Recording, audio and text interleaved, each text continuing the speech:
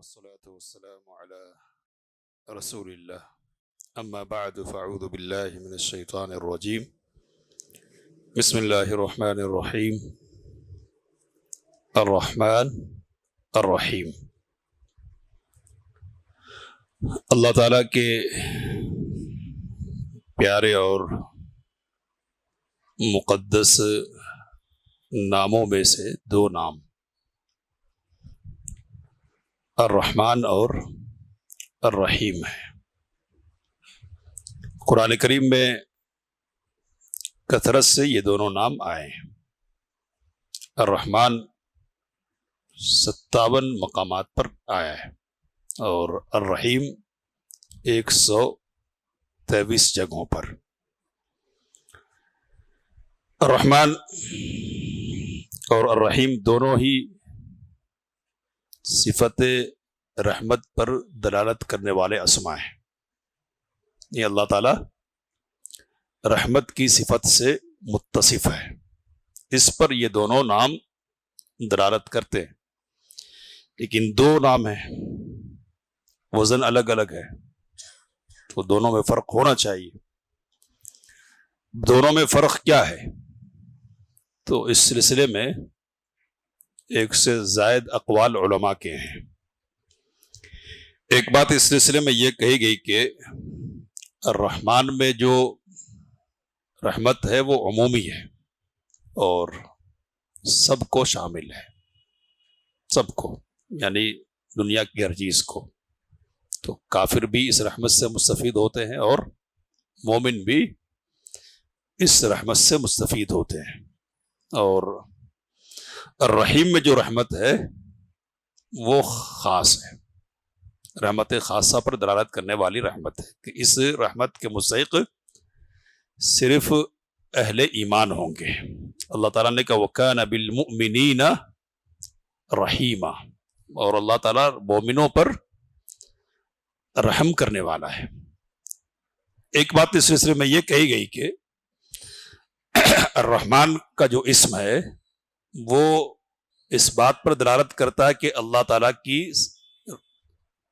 صفت ہے رحمت، یعنی اس کی ذات کے ساتھ رحمت لگی ہوئی ہے اور یہ رحمت بے پایا ہے۔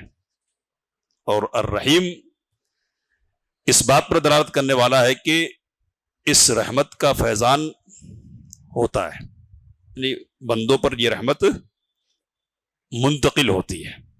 تو اس طرح سے فرق کیا ہے علماء نے۔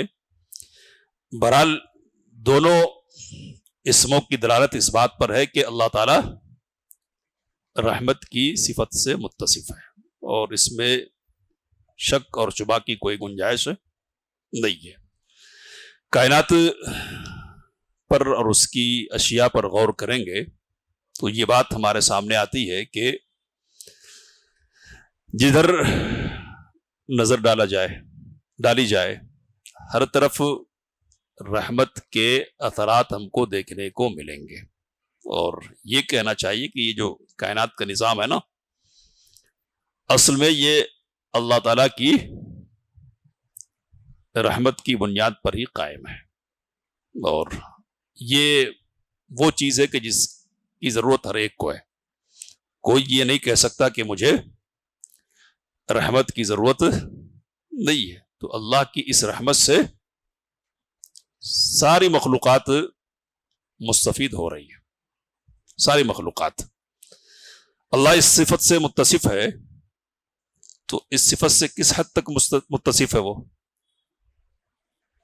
تو اس کو گننے کی بنیاد پر تو شمار نہیں کر سکتے، لیکن نبی اکرم صلی اللہ علیہ وسلم کی بہت مشہور حدیث ہے اس سلسلے میں کہ نبی اکرم صلی اللہ علیہ وسلم نے ارشاد فرمایا کہ ان للہ مئۃ رحمہ، اللہ تعالیٰ کی 100 رحمتیں ہیں، انزل منها رحمتا واحدہ بین الجن والانس والبہائم والحوام، 100 میں سے ایک رحمت اللہ تعالیٰ نے جن، انسان، جانور اور کیڑے مکوڑوں کے درمیان ڈال دی ہے، ایک رحمت۔ نبی صلی اللہ علیہ وسلم کہتے ہیں کہ فَبِهَا يَتَعَاطَفُونَ، تو اس ایک رحمت کی وجہ سے آپس میں وہ ایک دوسرے پر شفقت کرتے ہیں اور ایک دوسرے کے ساتھ رحمت اور مہربانی کا معاملہ کرتے ہیں.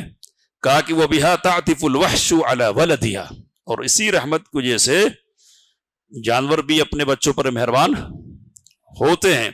کہا کہ وَأَخَّرَ اللَّهُ 99 رحمہ، اللہ نے 99 رحمتیں اپنے پاس رکھ رکھی ہے ریزرو کے طور پر. کہا کہ یرحم بہا عبادہ یوم القیامہ، ان کے ذریعے سے اللہ اپنے بندوں پر قیامت کے دن رحم فرمائے گا. تو رحمت کی وسعت پر بھی یہ دلالت کرنے والی حدیث ہے کہ رحمت کتنی ہے، اور یہ بات بھی بتلانے والی ہے کہ رحمت کا ظہور تو اس دنیا میں ہے ہی، خوب ہے، ہر جگہ ہے، لیکن اصل ظہور کہاں ہونے والا ہے؟ تو اصل ظہور قیامت کے دن ہونے والا ہے. تو جب یہ بات ہم کو معلوم ہو جائے کہ اللہ تعالیٰ کی رحمت بے پایا ہے اور اس کا اصل ظہور کہاں ہونے والا ہے؟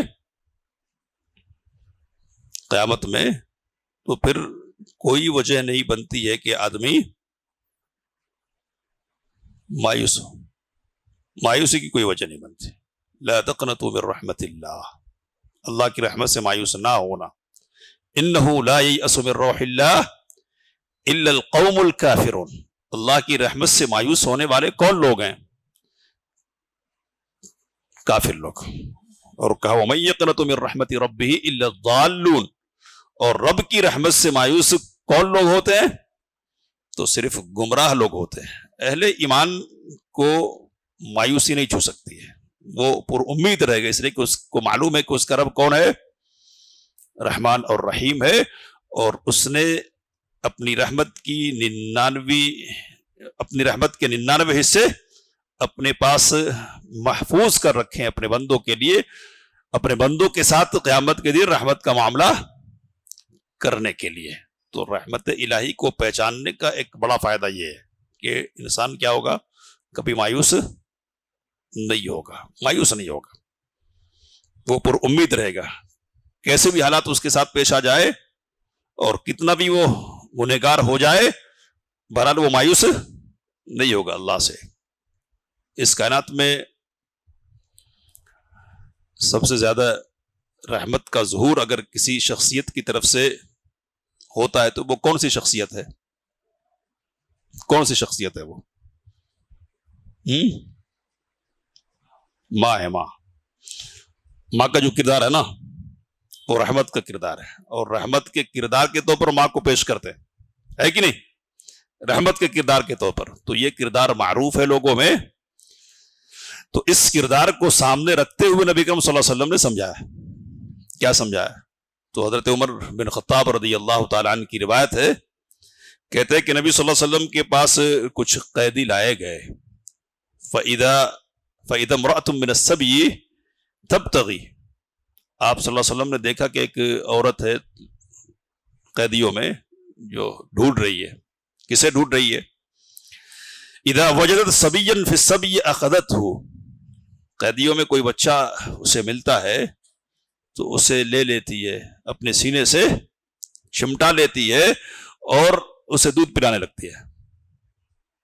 تو کسے ڈھونڈ رہی تھی؟ وہ اپنے بچے کو ڈھونڈ رہی تھی. نبی صلی اللہ علیہ وسلم نے کہا کہ اترون هذه المرأة طارحة ولدها في النار، یہ بتلاؤ کہ یہ عورت اپنے بچے کو آگ میں ڈال سکتی ہے؟ ڈالے گی؟ صحابہ کرام رضوان اللہ تعالی علیہم اجمعین نے کہا لا واللہ، قسم ہے اللہ کی، ایسا نہیں ہو سکتا. وہی تقدر علی الا تطرح، اگر اس سے طاقت ہو کہ وہ نہیں ڈالنے دے تو وہ تو ہرگز بھی ایسا نہیں کرے گی. اپنی پوری طاقت کیا کرے گی؟ جھونک دے گی اپنے بچے کو بچانے کے لیے. کہا فاللہ ارحم بعبادہ من ہذہ بولدہا، اللہ اپنے بندوں پر اس سے کہیں زیادہ مہربان ہے جتنی یہ اپنی اولاد پر مہربان ہے. تو یہ ایک سامنے چیز ہے، مامتا اور رحمت، یہ ایک مثال موجود ہے. اس مثال کی بنیاد پر اللہ تعالیٰ نے اللہ کی رحمت اور اس اللہ تعالیٰ کی مہربانی کو سمجھایا، ورنہ کیا بات ہے؟ کوئی نسبت ہے؟ کوئی نسبت نہیں ہے۔ اب صبح بات ہوئی تھی کہ ہمارے یہاں مشہور ہے کہ اللہ تعالیٰ 70 ماہوں سے بھی زیادہ کیا ہے؟ مہربان ہے، مشہور ہے یہ، لیکن یہ بات کسی حدیث وغیرہ کی بنیاد پر ثابت نہیں ہے، پتہ نہیں کدھر سے بات آئی ہے۔ اس لیے کہ اللہ کی رحمت 70 نہیں بلکہ کائنات کی ساری ماؤں کی رحمت سے بھاری ہے۔ اب کتنی مائیں ہو سکتی ہیں ہم سب خوب سمجھ سکتے ہیں، شمار ہی نہیں کر سکتے، ہے نا؟ تو یہ 70 کہنے کی بات صحیح نہیں ہے۔ تو بہرحال اللہ تعالیٰ رحمان ہے اور اللہ تعالیٰ کیا ہے؟ رحیم ہے۔ اس کی رحمت ایک عام ہے، ایک رحمت خاص ہے۔ عام رحمت سے سب مستفید ہوتے ہیں، سب، اور یہ رحمت دنیا اور جسم سے متعلق جو چیزیں ہیں نا ان سے متعلق ہے، جیسے کھانے پینے کی اشیاء ہے، جسم کو فائدہ دینے والی اشیاء، تو اس اعتبار سے اس رحمت سے، عام رحمت سے سب مستفید ہوتے ہیں، سب۔ تو مومن بھی مستفید ہوتا، کافر بھی مستفید ہوتا، متقی بھی اور گنہگار بھی، بلکہ دوسرے جاندار بھی مستفید ہوتے ہیں، سب۔ تو رحمت عمومی کے مستحق سب ہیں اور سب اس سے فائدہ اٹھاتے ہیں، لیکن ایک رحمت خاصہ، تو اس رحمت خاصہ کے مستحق کون لوگ ہیں؟ تو وَكَانَ بِالْمُؤْمِنِينَ رَحِيمًا، اس رحمت خاصہ کے مستحق مومنین ہیں۔ ان رحمت اللہ قریب من المحسنین، اللہ تعالیٰ کی رحمت قریب ہے کن لوگوں کے؟ محسنین کے قریب ہے۔ تو یہ خاص رحمت ہے۔ اس رحمت کی بنیاد کیا اور اس کا تعلق کس سے؟ تو اس کا تعلق روح سے ہے، روح کو طاقت پہنچانے والی چیزوں کی فراہمی سے ہے، اور روح کو آخری درجے میں راحت پہنچانے کے سے ہے۔ آخری درجے میں راحت پہنچانے کا مطلب کیا ہے؟ منزل تک پہنچا دینا۔ روحوں کی منزل کیا ہے؟ جنت ہے، سمجھ رہے؟ جسم کی بھی منزل ہے لیکن اصل منزل کیا ہے؟ روحوں کی ہے وہ منزل۔ تو یہ خاص رحمت ہے جس کے مستحق خاصی لوگ ہوں گے۔ اب ایمان ایک عام چیز ہے، بہت سارے لوگوں کے درمیان مشترک ہو سکتی ہے، اس بنیاد پر سب اس رحمت کے مستحق ہوں گے، لیکن اس رحمت میں اضافہ اعمال کی بنیاد پر ہوگا، اور اللہ تعالیٰ نے اس دنیا میں کچھ اسباب ایسے رکھ دیے ہیں کہ جن کی بنیاد پر رحمت میں ہم اضافہ کر سکتے ہیں، اس دنیا میں بھی کر سکتے اور آخرت میں بھی کر سکتے ہیں۔ تو ایک دو باتیں ذکر کر کے بات ختم کر رہا ہوں میں۔ تو انہی اسباب میں سے ایک سبب کیا ہے کہ ارحموا من فی الارض یرحمکم من فی السماء۔ کیا کہا؟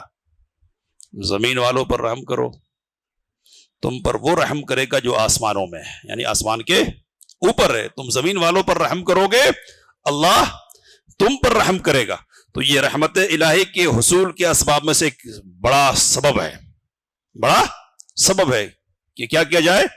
لوگوں کے ساتھ رحمت و مہربانی کا معاملہ کیا جائے۔ اسی طرح اللہ تعالیٰ نے کیا کہا؟ ان رحمت اللہ قریب من المحسنین، اللہ کی رحمت محسنین کے قریب ہے، نیکوکاروں کے قریب ہے۔ تو احسان کا ایک لفظی معنی ہے کہ لوگوں کے ساتھ اچھا کیجئے، تو لوگوں کے ساتھ اچھا کریں، یا نیکی کرنا، تو جتنی نیکی کریں گے رحمت الہی کا سایہ اتنا ہی بڑھتا جائے گا۔ اور ہوشیار، عقل مند، دانا، زیرک کون ہے؟ تو جو کامیاب سودا کرتا ہے، کامیاب سودا کرتا ہے۔ سودا کامیاب کرنے کے لیے اس کے اسباب اختیار کرنے پڑتے ہیں، طریقے اختیار کرنے پڑتے ہیں۔ تو رحمت الہی کے حصول کے اسباب بہت سارے، ایک دو کا ذکر کیا میں نے۔ عقل مندی کی بات کیا ہے؟ تو عقل مندی کی بات یہ ہے کہ ہم اور بھی اسباب ڈھونڈیں۔ کہاں ملیں گے وہ؟ کہاں؟ تو اللہ کی کتاب میں۔ اللہ کی کتاب ہم کو بتلائے گی کہ یہ کام کرو گے اللہ کی رحمت کے مستحق ٹھہرو گے، یہ کام کرنا ہے، یہ کام کرنا ہے۔ تو اللہ کی کتاب کو پڑھنا چاہیے اس حوالے سے۔ اور کیا ہے؟ رسول اللہ صلی اللہ علیہ وسلم کی سنت میں ہم کو اسباب ملیں گے تو عقل مند اگر ہم ہیں تو اللہ کی ان صفتوں کو پہچان لے، ان صفتوں کی بنیاد پر جو چیز ہم کو حاصل ہونے والی ہے اس کو جان لے، اور پھر اس کو حاصل کرنے کے جو اسباب ہیں نا ان کے لیے تگودو اور محنت اور کوشش شروع کر دیں۔ تو دو ہمارے سامنے، ان کو اختیار کرے، اور پھر باقی دوسروں کے لیے ہم کو محنت اور کوشش کرنی چاہیے۔ اللہ سے دعا کی باتوں کو سمجھنے، اس کام لینے کی توفیق مت فرمائے۔ آمین وآخر دعوانا۔